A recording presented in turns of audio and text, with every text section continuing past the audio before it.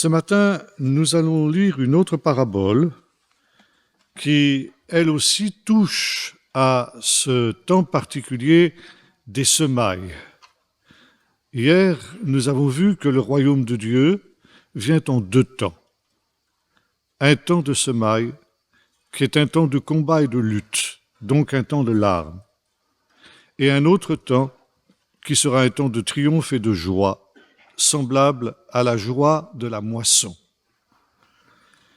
Hier, nous avons médité sur la parabole du semeur, qui est tout entière centrée sur ce temps des semailles, un temps qui peut faire illusion, parce que ce sera un temps, nous l'avons vu, où on aura l'impression que le mouvement que Jésus a initié, ce mouvement du royaume de Dieu, est voué irrémédiablement à l'échec.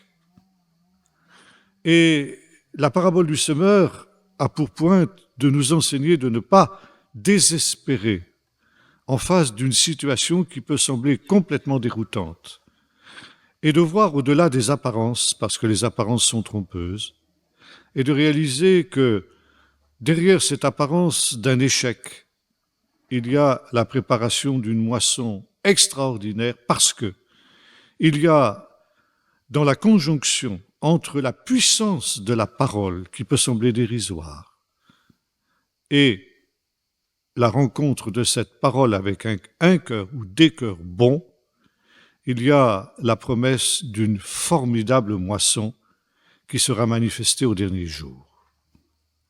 Semailles et moisson, c'est aussi le thème de la parabole que nous allons méditer ce matin dans le chapitre 13 de l'évangile de Matthieu, au verset 24. Il leur proposa une autre parabole. Il dit, « Le royaume des cieux est semblable à un homme qui a semé de la bonne semence dans son champ. Mais pendant que les gens dormaient, son ennemi vint, sema de l'ivraie au milieu du blé, et il s'en alla. Lorsque le blé eut poussé en herbe et donné du fruit, l'ivraie parut aussi. Les serviteurs du maître de la maison lui dirent, « Seigneur, n'as-tu pas semé de la bonne semence dans ton champ? D'où vient donc de ce qu'il y ait de l'ivraie ?» Il leur répondit, « C'est un ennemi qui a fait cela. » Les serviteurs lui dirent, « Veux-tu que nous allions l'arracher ?» ?»« Non, dit-il, de peur qu'en arrachant l'ivraie, vous ne déraciniez en même temps le blé. Laissez croître ensemble, l'un et l'autre, jusqu'à la moisson. Et à l'époque de la moisson, je dirai au moissonneur, arrachez d'abord l'ivraie, liez-la en gerbes pour la brûler, et amassez le blé dans mon grenier. » Il y a ici une parabole qui est une parabole extrêmement importante et qui fait suite, qui est le prolongement de la parole du semeur que nous avons lue hier. Jésus, ici, est très clair sur le sens de cette parabole. De la même manière que dans la parabole précédente, il était celui qui semait la bonne semence, c'est aussi lui qui agit de cette manière. Le champ, nous dit-il, c'est le monde. Donc ici, cette prédication de la bonne nouvelle n'est pas limitée au seul peuple d'Israël. Et bien que Jésus ait restreint son ministère au seul peuple d'Israël parce que, avant sa mort et sa résurrection, il n'était envoyé qu'aux seules brebis perdues de la maison d'Israël, Jésus a su que ce message atteindrait le monde entier. Et quand nous avons évoqué, par exemple, le ministère de Jonas, la reine de Séba, qui est venue des extrémités de la terre, les Ninivites, les gens de Tyr et de Sidon qui se seraient repentis s'il y avait eu les mêmes miracles au milieu d'eux, même les gens de Sodome. Jésus, d'une certaine manière, a regretté de n'être pas envoyé aux païens, parce qu'il était conscient qu'il aurait peut-être eu davantage de succès au milieu d'eux qu'au sein du peuple d'Israël. Mais voyez-vous, là aussi, ce qui peut sembler un échec de Jésus était en réalité une manifestation de la volonté de Dieu. Parce que par le nom d'Israël à l'Évangile, eh bien, ce même Évangile allait pouvoir se répandre dans le monde entier, avant qu'au temps de la fin, il ne revienne à Israël.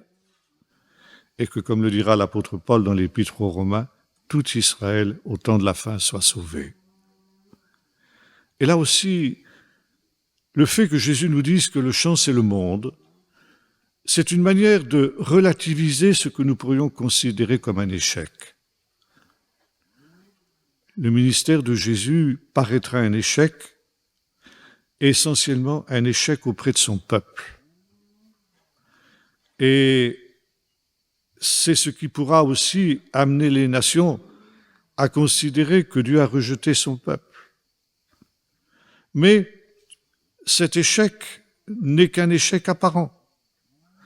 Et précisément à cause de cet échec, il va y avoir une moisson encore plus extraordinaire que celle qu'il y aurait eu si le peuple d'Israël avait accepté le message de Jésus. Mais au temps de la fin, eh bien, les uns et les autres seront unis dans le même salut et dans le même royaume. Par conséquent, le champ, c'est le monde. Celui qui sème la bonne semence, c'est le Fils de l'homme.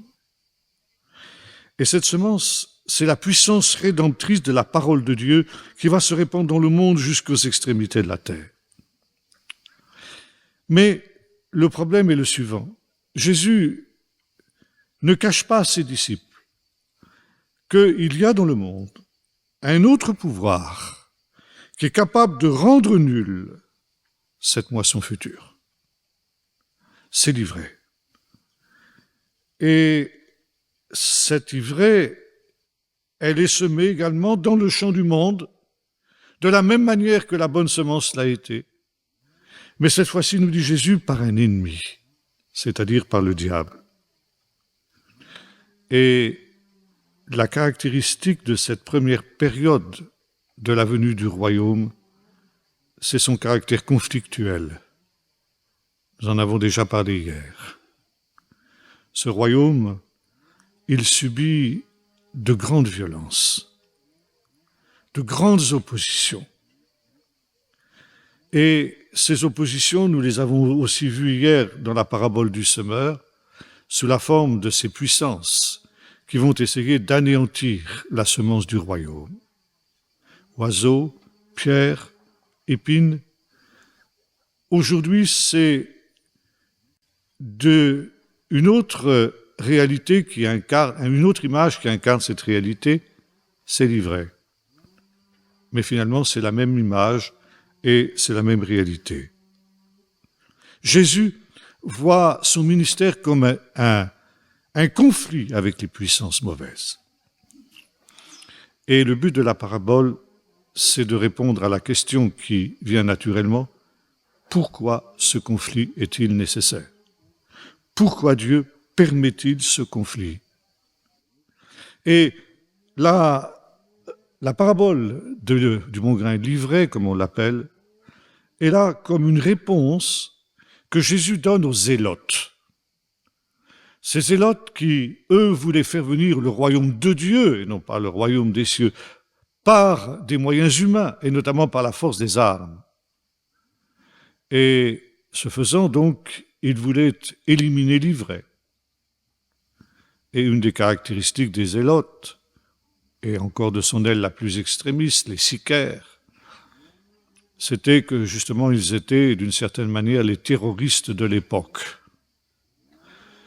Et l'historien Flavius Joseph nous raconte qu'ils s'enveloppaient dans des toges, comme les Romains, dans lesquels ils cachaient un poignard recourbé qu'on appelait en latin sicari, d'où le nom de sicaire qu'on leur donne.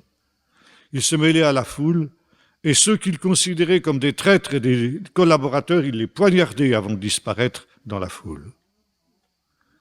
Par conséquent, c'étaient des gens qui manifestement cherchaient à éliminer ce qu'ils considéraient comme l'ivraie. Il fallait purifier le peuple d'Israël de tous les collaborateurs, de tous les traîtres, pour hâter l'avènement du royaume de Dieu. et unir le peuple dans une révolte contre Rome. Et la grande révolte contre Rome, qui éclata en l'an 66 de notre ère, à Pâques de l'année 66, et qui dura, pour ce qui est de la ruine de Jérusalem, jusqu'en 70, et ensuite 3 ans encore, dans l'ultime résistance que fut celle de Massada, cette révolte avait été en fait provoquée par les Zélotes. Les Zélotes, comme l'avait prévu Jésus, avaient réussi à entraîner le peuple dans une entreprise absolument suicidaire que Jésus avait dénoncée et que Jésus avait essayé d'éviter. Et la parabole du bon grain et de l'ivraie est là justement aussi pour mettre en garde le peuple d'Israël contre l'idéologie des Zélotes. Laissez-les croître jusqu'à la moisson. Et la question centrale est celle-ci. Pourquoi Jésus tolère-t-il le mal alors qu'il est le plus fort, alors qu'il a lié le puissant comme nous l'avons vu hier?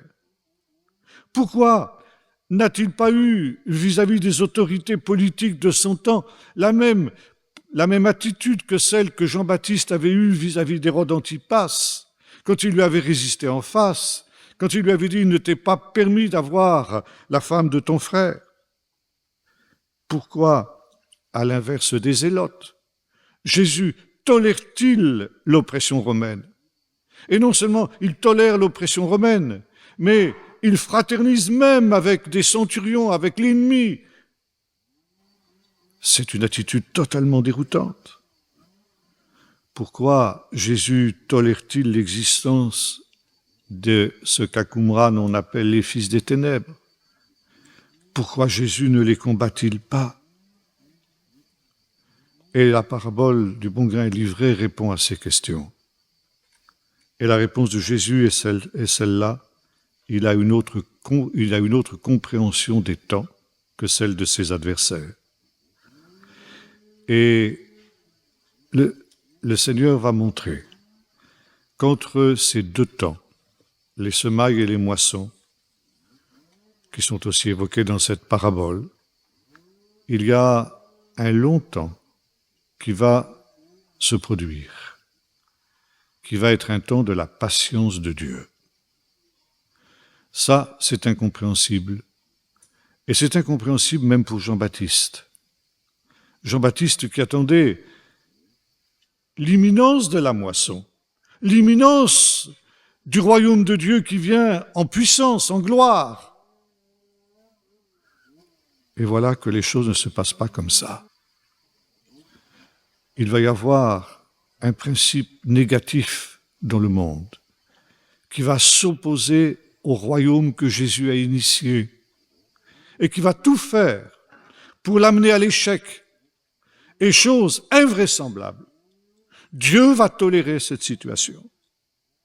Et Dieu va donner aussi l'impression, on aura l'occasion de revenir sur cette idée, qu'il est indifférent aux souffrances des justes.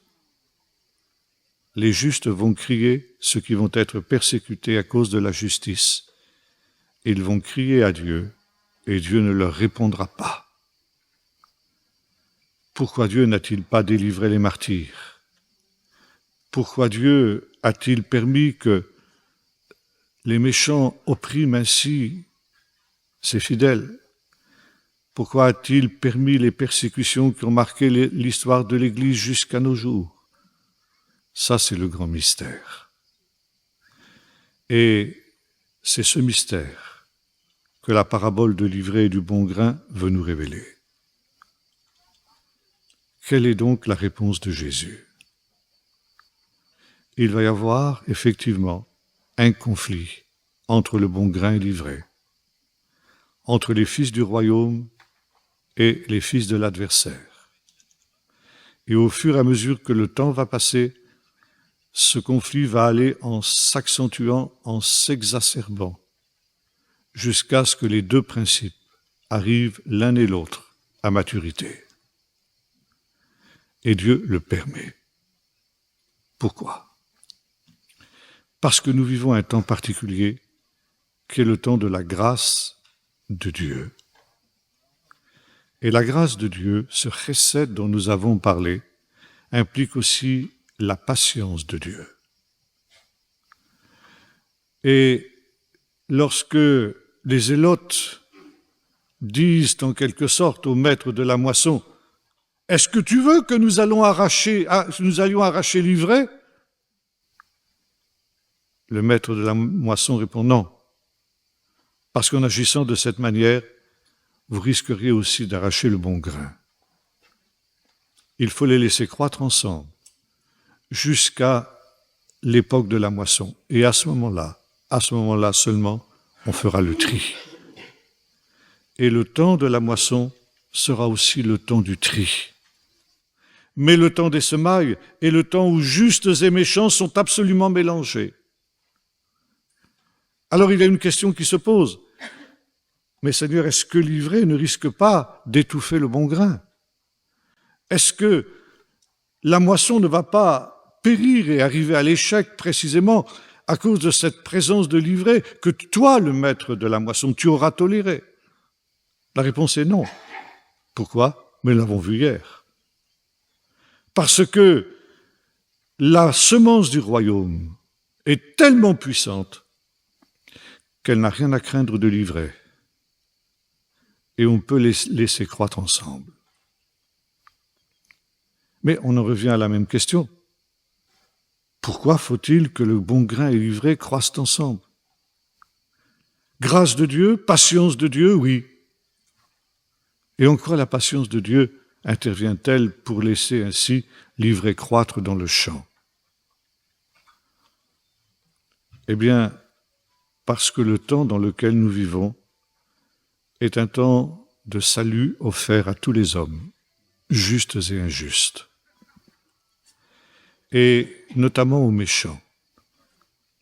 Jésus aura l'occasion de déclarer à ceux qui l'accusent de manger avec les pécheurs et les gens de mauvaise vie, il aura cette parole, ce ne sont pas les bien portants qui ont besoin du médecin, mais les malades.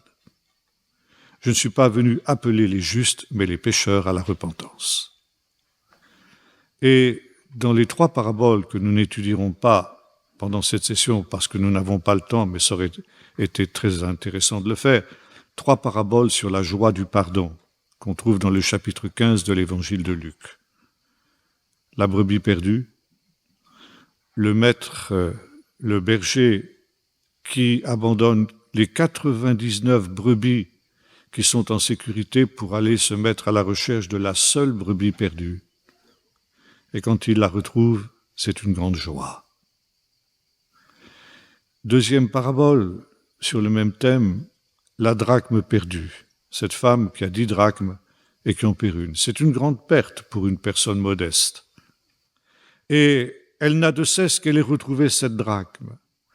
Elle bouleverse toute sa maison jusqu'à ce qu'elle trouve cette drachme. Et quand elle a retrouvé sa drachme, elle est tellement heureuse qu'elle invite toutes ses amies pour fêter cet événement mineur, en fin de compte, mais tellement important pour elle. Et puis, il y a cette 3e parabole, une des plus belles de toutes les paraboles de Jésus, celle du fils prodigue. Perdre une brebis, pour un berger, c'est une perte importante. Perdre une drachme pour une femme modeste, c'est aussi une grande perte. Mais perdre un fils, c'est infiniment pire. Et le miracle, c'est justement que finalement, le père retrouve son fils qui était perdu. Et pour lui aussi, c'est une joie immense. Et la conclusion de ces 3 paraboles dans le chapitre 15 de l'évangile de Luc, c'est ceci. C'est pourquoi je vous le dis, il y a plus de joie dans le ciel pour un seul pécheur qui se repent que pour 99 justes qui n'ont pas besoin de repentance. Et le temps dans lequel nous vivons est un appel à la repentance. Jésus, comme son Père, sont à la recherche de ce qui est perdu parce que le Fils de l'homme est venu pour chercher et sauver ce qui était perdu. Et ce temps est un temps où la porte du salut, la porte de la grâce, la porte du pardon est ouverte à n'importe quel homme, même le plus vil des pécheurs. Et si ce plus vil des pécheurs peut se tourner vers le Seigneur pour avoir le salut, alors c'est la joie du Seigneur qui aime pardonner. Et c'est la raison pour laquelle Dieu donne du temps aux pécheurs. Le temps du pardon, le temps qu'ils reçoivent la grâce, le temps qu'ils comprennent que Dieu le cherche. La brebis perdue, elle n'a pas été retrouvée dans les 5 minutes qui ont suivi. La drachme non plus, il a fallu tout un long temps pour que cette femme la retrouve. Le fils prodigue, nous ne savons pas combien de temps il est resté dans son égarement, mais certainement ça a duré aussi.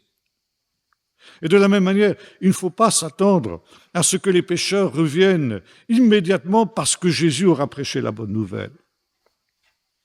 C'est un processus qui va prendre du temps. Et c'est une règle que l'on trouve dans toute l'Écriture. Dieu donne du temps aux pécheurs pour qu'ils se repentent. Parce qu'il ne veut pas la mort du pécheur, mais qu'il se repente et qu'il vive. Et Dieu emploie tous les moyens possibles pour amener le pécheur à revenir à lui et à se repentir. Vous retrouvez ça bien sûr aussi dans le Nouveau Testament et vous connaissez bien sûr ce texte, cette lettre de l'Apocalypse à l'église de Thyatire. Et le Seigneur dit à cette église, « J'ai contre toi que tu laisses cette femme Jézabel. » Est-ce son vrai nom? Est-ce à cause de la Jézabel la plus connue? Peu importe. Qui se dit prophétesse. Séduire et corrompre mes serviteurs pour qu'ils se livrent à l'impudicité et au culte des idoles. Je lui ai donné du temps pour qu'elle se repente. Ah, voilà le mot important. Je lui ai donné du temps. Dieu donne du temps aux pécheurs. Vous retrouvez ça aussi dans le 2e chapitre de l'Épître aux Romains, où Paul s'adresse aux pécheurs impénitents. Et il lui dit ceci, « Est-ce que tu ne te rends pas compte que la patience de Dieu à ton égard te pousse à la repentance, mais par ton cœur endurci et impénitent, tu es en train de te préparer un trésor de colère pour le jour de la colère. 2 moissons. Il y aura au temps de la fin, au jour ultime que Paul ici appelle pour les pécheurs le jour de la colère, parce que pour les pécheurs impénitents, ce sera le jour de la colère. Il y aura aussi une moisson. Il y aura une moisson livrée. On coupera d'abord l'ivraie, nous dit notre texte. Mais ce sera pour la brûler dans un feu qui ne s'éteint pas. Et puis ensuite, il y a la moisson du bon grain. 2 moissons. Et Paul dira, ce qu'un homme sème, il le moissonnera. Celui qui sème pour la vie éternelle récoltera la vie éternelle. Mais celui qui sème pour la perdition, eh bien, récoltera la perdition. Tu es en train, par ton cœur impénitent, qui ne comprend pas l'immensité de la grâce de Dieu, de l'amour de Dieu, qui t'a donné du temps pour que tu te repentes. Et comme tu méprises la grâce de Dieu, nous avons vu que ça, c'est le critère sur lequel aura lieu le jugement ultime. Celui qui aura accepté la grâce de Dieu sera sauvé, quand bien même il serait le plus vil des pécheurs. Celui qui aura méprisé la grâce de Dieu sera perdu, quand bien même aux yeux des hommes, il serait le plus grand des justes. Il y a un critère de jugement et de discernement totalement différent pour Jésus que pour la morale traditionnelle. Et par ce mépris que tu as de la grâce de Dieu, par ce rejet de la grâce de Dieu, tu te prépares un trésor de colère pour le jour de la colère. C'est comme un compte en banque qu'on alimente. Et au dernier jour, tu toucheras tout ça, intérêt et capital. Et là aussi, Paul rappelle qu'à ce pécheur impénitent, Dieu a donné du temps. De telle sorte qu'au dernier jour, il sera sans excuse. Il ne pourra pas dire que Dieu n'a pas patienté à son égard. Et cette situation est souvent très ambiguë. Parce que 9 fois sur 10, le pécheur se méprend totalement sur la patience de Dieu. Il s'imagine que Dieu est un Dieu faible. Comme dira le méchant dans le livre des psaumes, Dieu ne fait ni bien ni mal. Et ça, c'est la réflexion de beaucoup de braves gens aujourd'hui. De toute façon, s'il y a un Dieu, il ne faut pas s'inquiéter, on s'arrangera toujours avec lui. C'est un bon grand-père qui ferme les yeux sur les frasques de ses petits-enfants. Alors, il n'y a pas de souci à se faire. Eh bien, si, il y a du souci à se faire. Parce que, justement, Dieu n'est pas faible. Dieu est seulement miséricordieux et patient. Et ça, c'est l'erreur fondamentale du pécheur impénitent, qui prend Dieu pour ce qu'il n'est pas. Encore une fois, il faut voir au-delà des apparences. Et là, nous sommes aussi au cœur de ces paraboles, les mystères du royaume de Dieu. Il vous a été donné de connaître les mystères du royaume de Dieu. À eux, cela ne leur a pas été donné. Et un des mystères du royaume de Dieu qui nous est exprimé dans cette parabole du bon grain et de l'ivraie, c'est justement ce mystère du mal, ce mystère, pourquoi Dieu tolère-t-il le mal ? Pourquoi Dieu n'intervient-il pas aujourd'hui pour arracher le mal ? Parce que s'il le faisait aujourd'hui, s'il exerçait aujourd'hui ses jugements sur les pécheurs, il les empêche de se repentir. Alors Dieu est obligé de tolérer le mal. Il est obligé de tolérer les pécheurs. C'est déjà scandaleux, n'est-ce pas ? Pour notre vision traditionnelle. Mais attendez, il y a pire. Accrochez bien votre ceinture. Parce que pendant ce temps, où dans sa miséricorde, dans sa patience et dans son amour, Dieu laisse le méchant suivre sa propre voie, eh bien, il y a la conséquence de cette patience de Dieu. C'est que les pécheurs oppriment injustement les fidèles, les justes. Et à cause de la patience de Dieu, de l'amour de Dieu pour le pécheur, les justes vont souffrir injustement. C'est pas scandaleux, ça ? Et pourtant, c'est profondément biblique. Vous avez ça dans toute la parole de Dieu. C'est le scandale des scandales, d'ailleurs. C'est le scandale de Job, par exemple. C'est le scandale d'Asaph, dans le psaume 93. Il a failli déchoir, il a failli perdre la foi, cet homme, parce qu'il a vu les méchants prospérer et les justes opprimés. Il voit les méchants qui réussissent, qui prospèrent, tout leur réussit. Et moi, qui ai lavé mes mains dans l'innocence, tous les matins je suis frappé, chaque jour mon châtiment est là.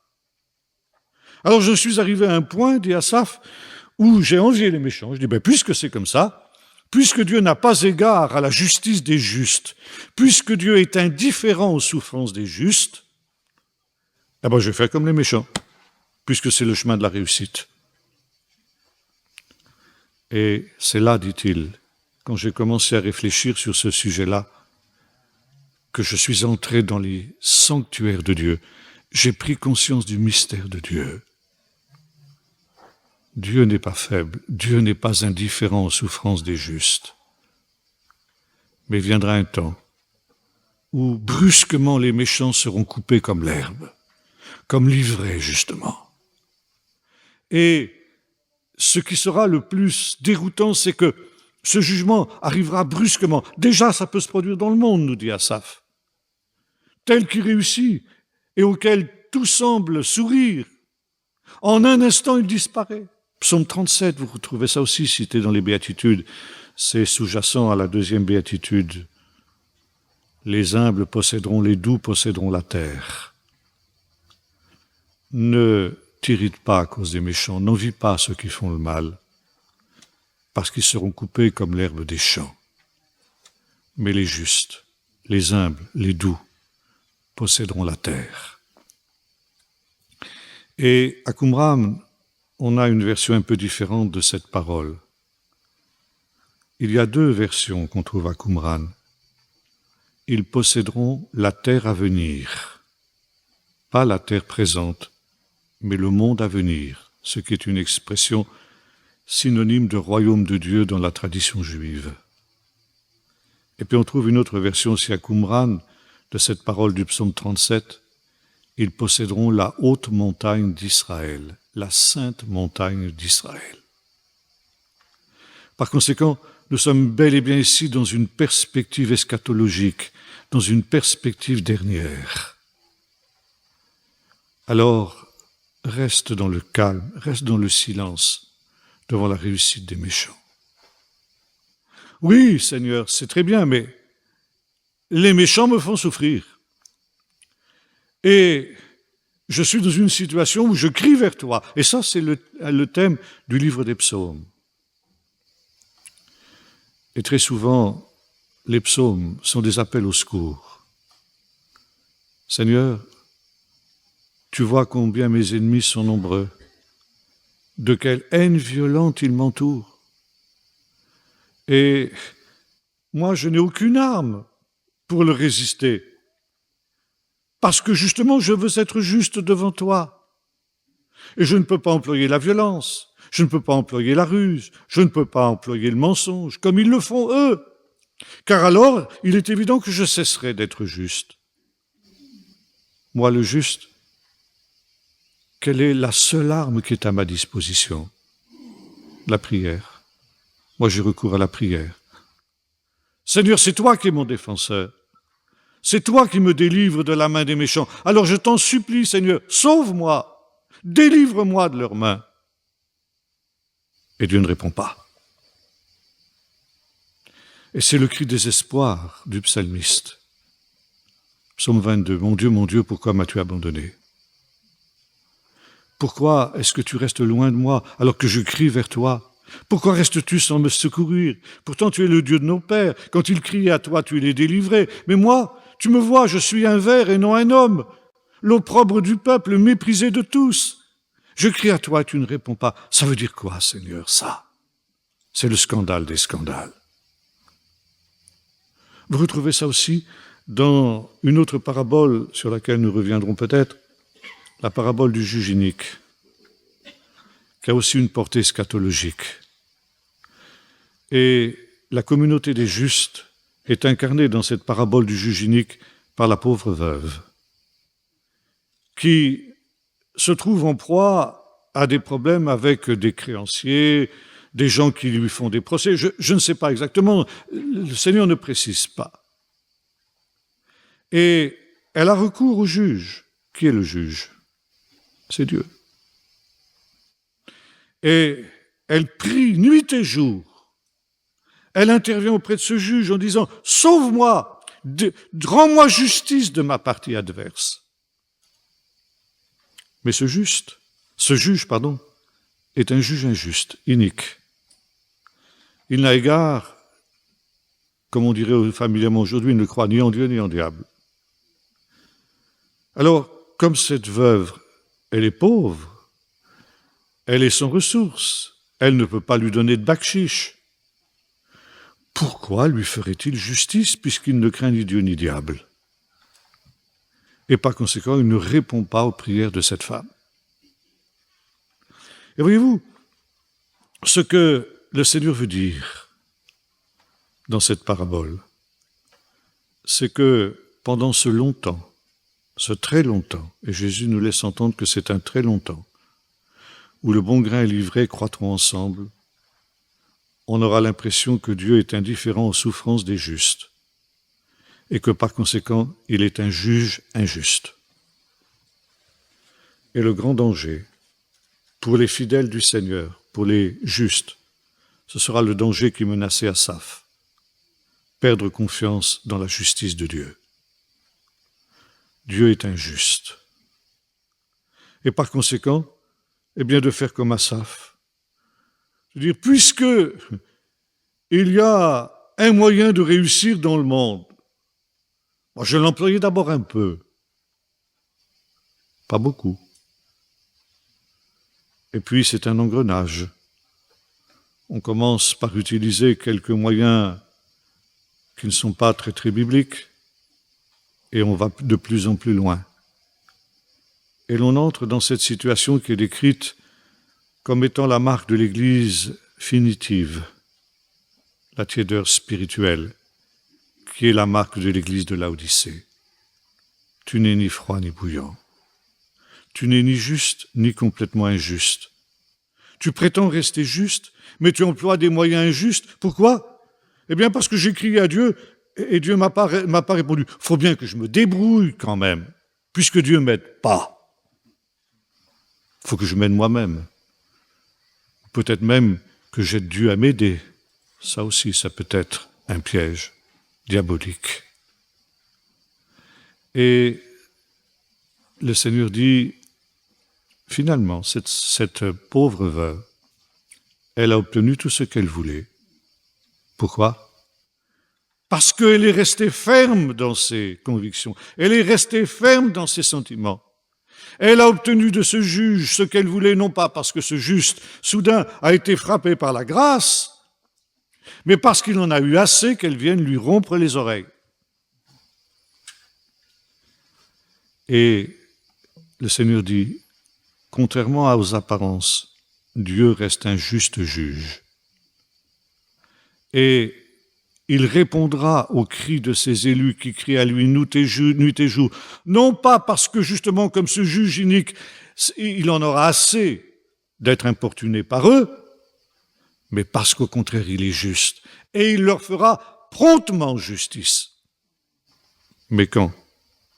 Au dernier jour, quand le Fils de l'homme viendra, il y a un temps. Il y a un temps où le Seigneur rendra justice à ses élus, promptement, rapidement. Et le jugement des méchants qui marquera ce temps sera le salut et la délivrance des justes. Et c'est pourquoi les justes doivent prier nuit et jour, juge les méchants. Dieu ne répondra pas à cette prière avant le temps, mais il y répondra. Et c'est pourquoi nos frères du IIe siècle, comme j'ai eu l'occasion de le dire, avaient cette prière, périsse ce monde, Seigneur, et vienne ton royaume. Mais quand le Fils de l'homme viendra, est-ce qu'il trouvera encore la foi sur la terre? Ça ne veut pas dire qu'il n'y aura pas la foi en Dieu, mais est-ce qu'il y aura encore des gens qui auront assez de foi authentique et véritable pour être des bouillants? Des gens qui auront assez de foi pour croire que malgré les apparences, Dieu reste un juste juge et que Dieu fera promptement justice à ses élus et qui continueront à prier pour cette délivrance. Et quand nous sommes invités à la fin du livre de l'Apocalypse avec l'Esprit et l'Épouse de dire « Viens Seigneur Jésus », nous ne disons pas autre chose. Viens pour juger les méchants et viens pour délivrer les justes.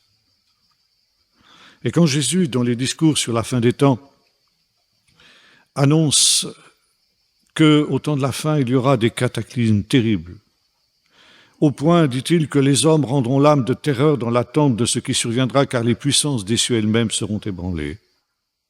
Mais vous, dit-il, mes disciples, quand vous verrez ces choses commencer à arriver, n'ayez pas peur. Au contraire, réjouissez-vous et relevez votre tête, parce que pour vous, ce sera la délivrance. Ces choses terribles qui atteindront les hommes impies, les hommes pécheurs, ce sera votre délivrance.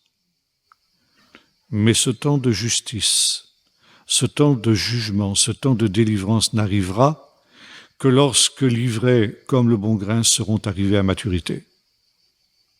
La maturité, c'est quoi? C'est un point de non-retour. C'est un point où les méchants auront tellement progressé dans le mal que tout retour en arrière et toute repentance sera impossible. Et ça, c'est le grand avertissement que la Bible, dans son ensemble, ne cesse de nous donner. Attention à l'endurcissement du cœur. L'endurcissement du cœur est un processus extrêmement redoutable parce que tu ne sais pas où ça va s'arrêter. Le premier exemple de ce processus nous est donné dans l'histoire du pharaon d'Égypte, qui face à ces appels de la grâce de Dieu que sont les fléaux, parce que des jugements de Dieu peuvent être aussi des appels de sa grâce. Une épreuve peut-être un feu rouge que Dieu place sur notre route, en disant « Attention, ne va pas plus loin, tu es sur une voie dangereuse, fais demi-tour, pendant qu'il en est encore temps. » Et si tu brûles le feu rouge, comme c'était le cas pour Pharaon, Dieu peut mettre un deuxième feu rouge parce qu'il est miséricordieux, parce qu'il est patient. Dieu n'intervient pas à la première infidélité parce qu'aucun d'entre nous ne pourrait subsister. Dieu attend longtemps, longtemps aussi dans la vie d'un homme, comme il avait attendu dans la vie du Pharaon. Et puis vient un moment où il nous est dit ceci, après les premières plaies, où à chacune d'entre elles, il nous dit « Et le Pharaon endurcit son cœur ». Endurcir, ça nous fait penser aussi à ce chemin sur lequel tombe la bonne semence et que les oiseaux du ciel viennent manger. C'est quoi? Eh bien, encore aujourd'hui, dans les champs, au bord du lac de Kinneret, on peut voir ces espèces de sentes en travers des qui séparent les champs et qui permettent à l'agriculteur d'accéder dans ces champs. Et c'est la même terre que celle qui est cultivée, mais à force d'avoir été piétinée, elle est devenue dure. Elle est devenue inculte. Elle est devenue un sentier. Or, l'endurcissement du cœur, c'est la même chose. Tu endurcis ton cœur, et puis tu le fais encore un peu plus, et vient un temps où ton cœur n'est plus cette bonne terre labourée, mais elle est aussi dure que de la pierre. Et là, le point de non-retour est atteint. Et pour le Pharaon, il nous a dit, Dieu endurcit son cœur. Dieu lui-même endurcit son cœur pour que, lorsque le jugement viendra, il soit absolument sans excuse. Et Dieu laisse aller les choses dans leur logique ultime avant d'exercer ses jugements. Et quand Dieu endurcit le cœur, c'est déjà son jugement qui est commencé. Parce que le point de non-retour est atteint. Et je vous prendrai des exemples bibliques. L'exemple de la génération de Noé.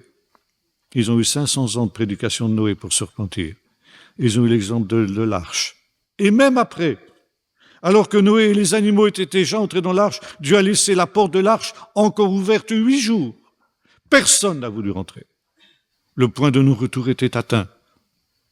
Et quand il a vu que la moisson de l'ivraie était mûre, Dieu a fermé la porte de l'arche et le jugement est venu, la moisson. Pour Sodome, même réalité. Avant d'exercer ses jugements, Dieu envoie des anges pour voir. Vous allez me dire, mais Dieu ne sait-il pas toutes choses d'avance? Pourquoi avait-il besoin de cette intervention des anges? Mais c'est une image pour nous montrer comment Dieu, avant d'exercer ses jugements, prend le soin d'être sûr qu'il n'y a plus l'ombre d'une possibilité d'une repentance. Aussi longtemps qu'il reste l'ombre d'une possibilité de repentance, Dieu va suspendre ses jugements. Mais lorsqu'il est clair que le choix a été fait définitif, que la moisson est mûre, alors le jugement vient. Et là, c'est le désastre pour ceux qui se sont endurcis et qui ont été endurcis. Paul nous parle aussi de cela dans la première épître, dans le premier chapitre de l'Épître aux Romains. Parce qu'ils ne se sont pas souciés d'honorer Dieu comme Dieu. Parce qu'ils ont mis le comble au pire des péchés qu'un être humain puisse commettre, c'est-à-dire l'idolâtrie. Parce que l'idolâtrie, elle touche directement à la gloire de Dieu, à l'honneur de Dieu. Dieu les a livrés à leur sens réprouvé pour qu'ils commettent des choses abominables. Ce qu'on appelle les toévot en hébreu. Lévitique 19. Les pires péchés sexuels. Et le pire d'entre eux, c'est l'homosexualité. Dieu les a livrés à leur sens réprouvé.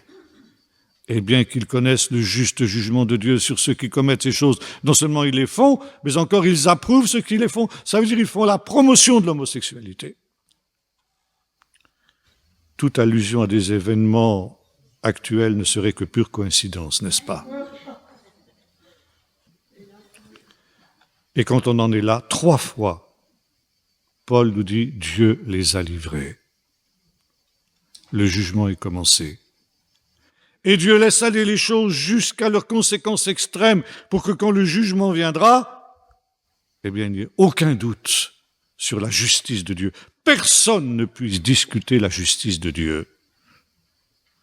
Et c'est pourquoi la Bible nous dit que dans les derniers jours, il y aura des temps difficiles.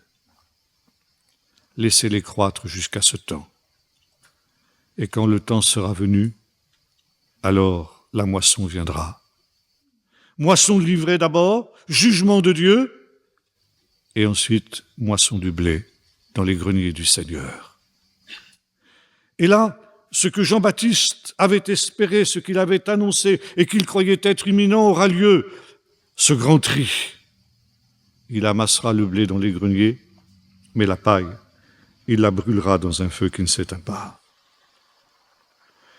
Alors je conclus. Quelle doit être l'attitude des justes dans ce temps? Eh bien, réaliser que ce temps est un temps de grâce qui nous est donné les uns les autres.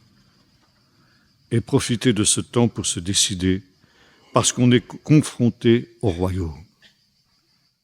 Jésus insiste sur cette nécessité d'une décision immédiate. Aujourd'hui, décide. Parce que demain ne t'appartient pas.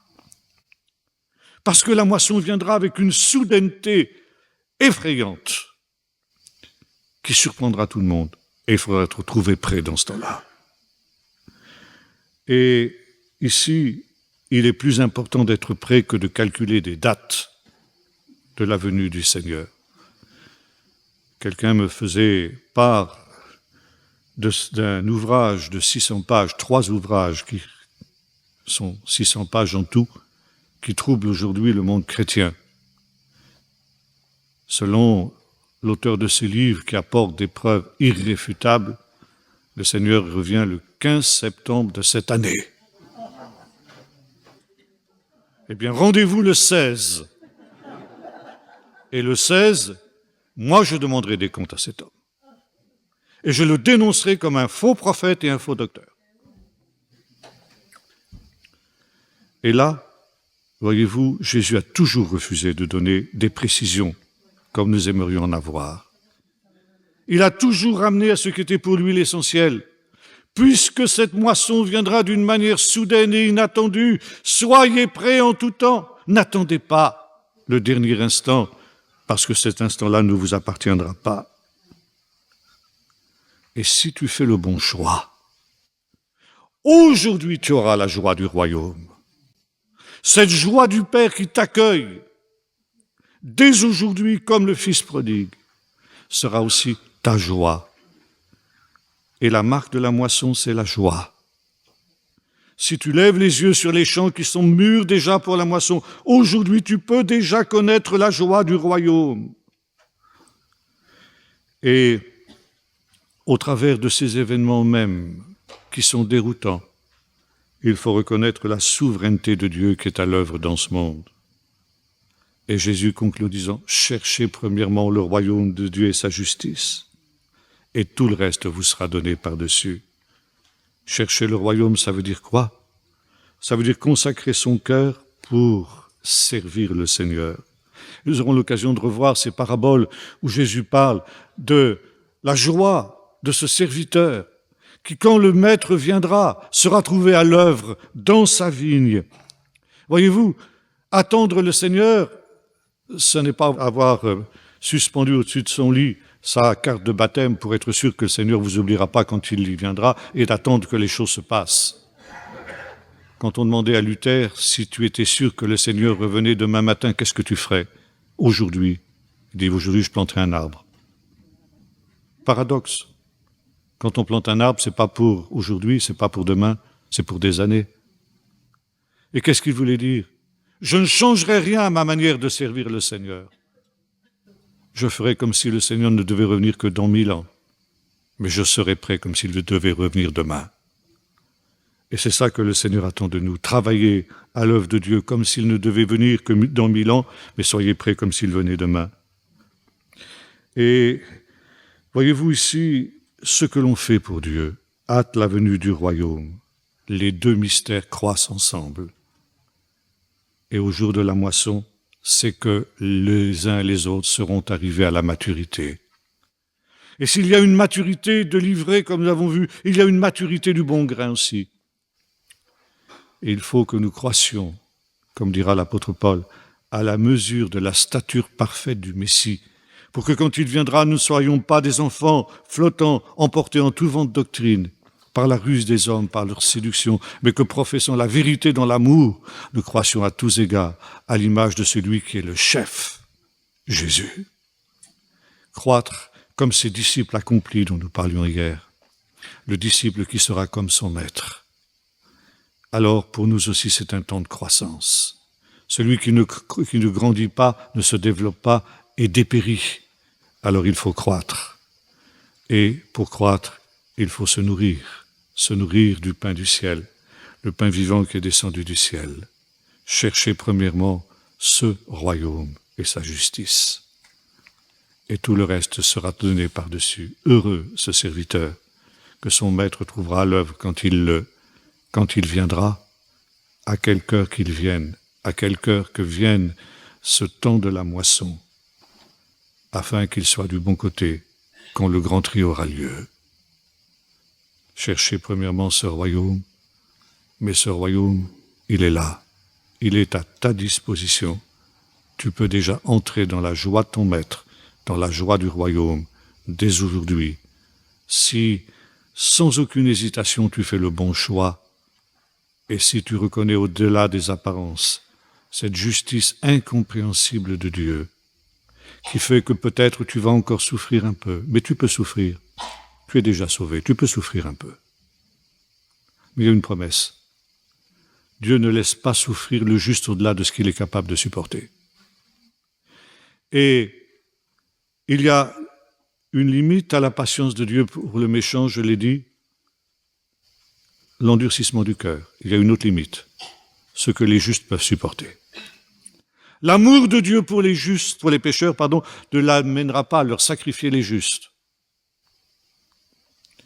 Et le Seigneur dit, si ces jours n'étaient abrégés, personne ne serait sauvé. Mais à cause des élus, ils seront abrégés. Alors, quand nous voyons les événements qui nous entourent, nous pouvons dire, nous arrivons maintenant à la maturité des uns et des autres. À cause des élus, ces jours vont être abrégés. Et il faut prier aussi comme la pauvre veuve, Seigneur, abrège ces jours. Quand le Fils de l'homme viendra, trouvera-t-il ce type de foi sur la terre? Prions maintenant. Seigneur, merci parce que tu nous donnes de comprendre les mystères du royaume de Dieu et ce mystère de l'ivraie qui pousse avec le bon grain. Et c'est vrai, Seigneur, que c'est complètement différent de ce que nous imaginons, de ce que nous pensons. Et comme Asaph ou comme cette pauvre veuve, nous pouvons être amenés, Seigneur, à être même scandalisés par ton attitude vis-à-vis des pécheurs. Et pourtant, Seigneur, tu n'oublies pas les justes pour autant. Seigneur, nous te prions pour que dans ce temps qui est un temps d'attente, un temps difficile par conséquent, notre pied ne chancelle pas. Nous restions fermes dans tes voies et dans tes sentiers malgré tout, malgré toutes les apparences, parce que nous verrons au-delà des apparences. Et Seigneur, nous te prions pour les pécheurs qui nous entourent, afin qu'eux aussi comprennent l'importance de ce temps pour eux-mêmes, afin qu'eux comprennent que ta patience envers eux les pousse à la repentance, et non pas, Seigneur, à l'endurcissement du cœur. Mais pour nous-mêmes, Seigneur, nous arrivons à ce stade où nous voyons que les deux moissons arrivent à maturité. Et c'est pourquoi nous te disons, Seigneur, abrège ces temps. Seigneur, rends justice à tes élus qui crient à toi nuit et jour. Et nous voulons être de ceux qui crient à toi nuit et jour et qui te disent, Seigneur, Amen. Viens, Seigneur Jésus, viens pour juger les méchants et pour donner aux justes ce que tu as préparé, le royaume et sa justice, au nom de Jésus. Amen.